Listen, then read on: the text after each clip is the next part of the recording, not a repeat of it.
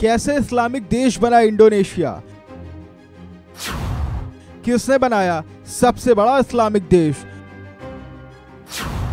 तो आखिर क्या है inside story?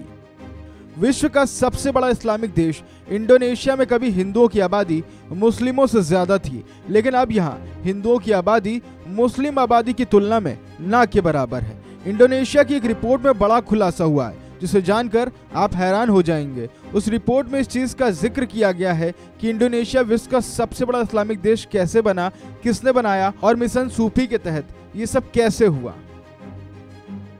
Indo Islamic heritage centre की रिपोर्ट में दावा किया गया है कि दुनिया के सबसे बड़े मुस्लिम देश इंडोनेशिया में भारतीयों ने ही इस्लाम फैलाया है। कभी इस देश में हिंदुओं की आबादी ज्यादा थी, लेकिन अब यहाँ 87% मुस्लिमों की आबादी है।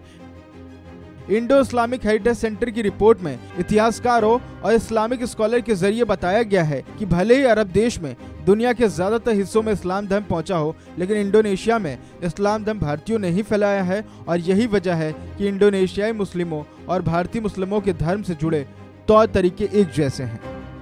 इंडो इस्लामिक हेरिटेज सेंटर की रिपोर्ट के हैरान करने वाले दावे को मजबूती तब मिली जब रिसर्च के दौरान जावा और सुमात्रा नाम की जगह सुल्तान मलिक अल सलेह के मकबरों का डिजाइन गुजरात में पाए जाने वाले मकबरों जैसा मिला। इसके अलावा इस्लाम धर्म पर रिसर्च करने वाले एक फेमस डच स्कॉलर ने बताया कि गुजराती मुस्लिमों की कई प्रथाएं इंडोनेशिया मुस्लिमों के समान है। रिपोर्ट में जिक्र किया गया है कि सुमात्रा क्षेत्र में पहुंचने वाले सबसे पहले मुस्लिम गुजरात और मालाबार से आए थे। यही नहीं, 1267 में गुजरात के कैम्बे क्षेत्र के रहने वाले एक मौलवी ने इंडोनेशिया में पहली बार एक मुस्लिम राज्य स्थापित किया था। और सबसे बड़ी बात कि मिशन सूफी के तहत इंडोनेशिया में मुस्लिम आबादी बढ़ाई गई और उसे बना दिया गया विश्व का सबसे बड़ा इस्लामिक देश। तो अब आपको बताते हैं कि मिशन सूफी क्या है और इसके जरिए इंडोनेशिया में कैसे इस्लाम फैलाया गया। इंडो इस्लामिक हेरिटेज सेंटर की रिपोर्ट के मुताबिक करीब 750 साल पहले भारत के गुजरात और बंगाल से सूफी मिशनरी के लोग इंडोनेशिया गए थे। वो यहाँ सूफी संत या नेता के तौर पर खुद को स्थापित करने में कामयाब हो गए। इसके बाद उन्होंने इंडोनेशिया के कस्बों में जाकर इस्लाम धर्म का प्रचार करना शुरू किया।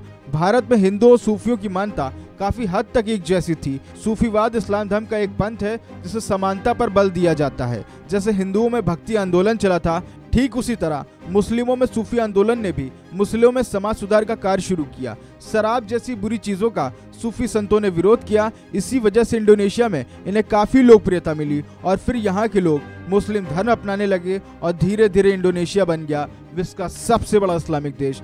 लेकिन इन सब के बीच अमेरिकी थिंक टैंक प्यू रिसर्च सेंटर का भारत को लेकर भी एक दावा चौंकाने वाला है कि साल 2050 तक दुनिया में सबसे ज्यादा मुस्लिम आबादी वाला देश भारत होगा, जो 30 करोड़ तक भारत की मुस्लिमों की आबादी हो जाएगी। इसके बावजूद भारत में हिंदू धर्म को मानने वाले ही बहुसंख्यक रहेंगे।